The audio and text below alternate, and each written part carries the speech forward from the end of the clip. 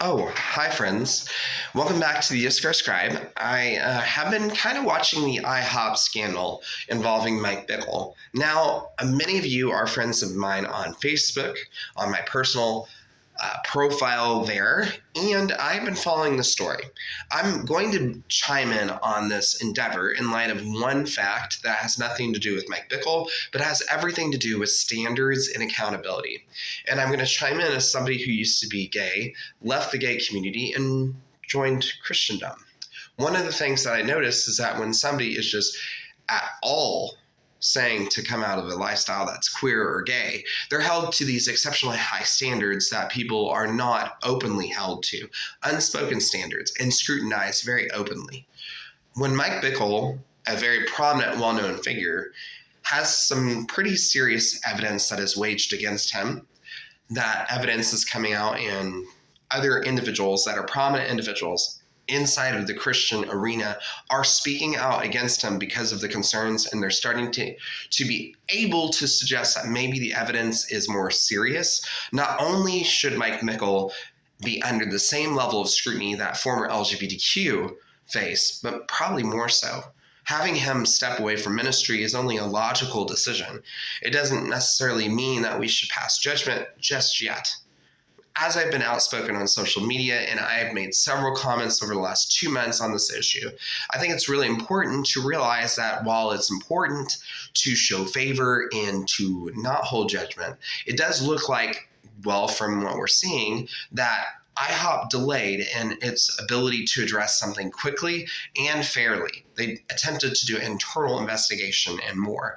This not only was harmful, but it made them look really, really bad. If we're believing the best, maybe it was because of their community and because it's a small knit type of community of several different individuals and platforms coming together in what's known as, well, a para-ministry. So para-ministries have different types of ministries inside of it. Not everybody believes the same way, but are there for a central goal.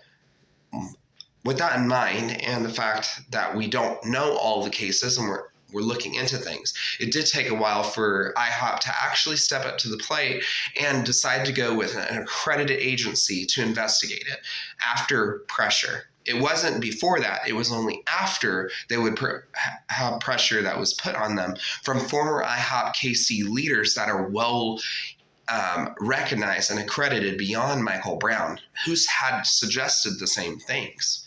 While he's not exactly an individual that is able to weigh in on legal counsel, there are several individuals that said that the process was biased because of, well, a conflict of interests on who they originally chose. Because of this reason, I'm outspoken, and also because I'm seeing parallels that I have seen for over, well, 15, 20 years, where there are double standards for leaders that are in leadership roles, but they expect people in lower level roles to not necessarily go through the same type of treatment.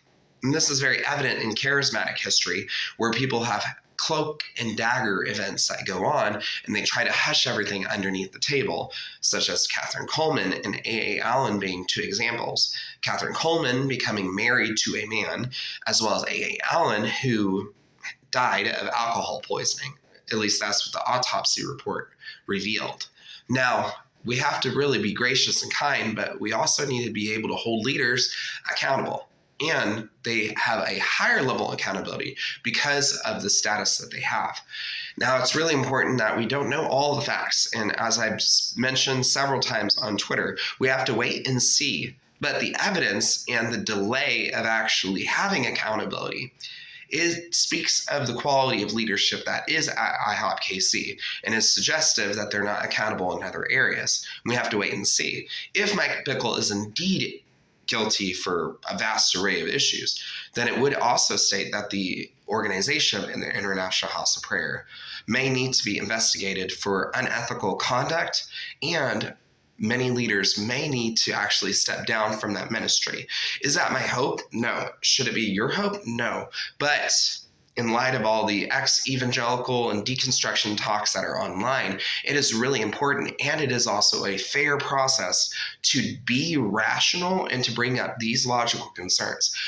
As it stands, there are several emails that have come out that if the emails are indeed from Mike Bickle and indeed actually prove his actions, then regardless of what people feel about Mike Bickle, regardless of his longstanding ability and service in ministry, he may be accountable to, well, the law. And it should be rightful that if that is the case, that he probably never does public ministry, at least not in the capacity he ever does it now or in the future, at least not in America.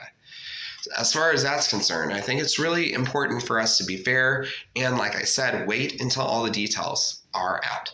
But as it stands, with the evidence that's coming forth, several credible leaders being outspoken and standing with those who are bringing up these stories and verifying key events, it's not looking good. Make sure you follow us on whatever platform is the subscribe. If you like up-to-date comments, you can go to Twitter, where we take to light. Drop a comment below, and we will see you on the flip side. If you like this content, you go to patreon.com/subscribe, where you can subscribe for only $3, you see. And that helps to make content and production like the one that you are seeing. Until next time, my name's Shannon, and thanks for watching a moment of I Don't Think So with the subscribe. We'll keep you updated on this story as it progresses, as we are making stories, and we hope to bring these to light with some balance and a moderate perspective on theological issues. As someone with a background in church ministries that focuses on evangelicalism, a background that I've been involved with the prayer movement and have several understandings based on my experiences, I believe that this is a moderate approach that we can and should take. And until next time, shalom, and together we can make the world a more peaceful place.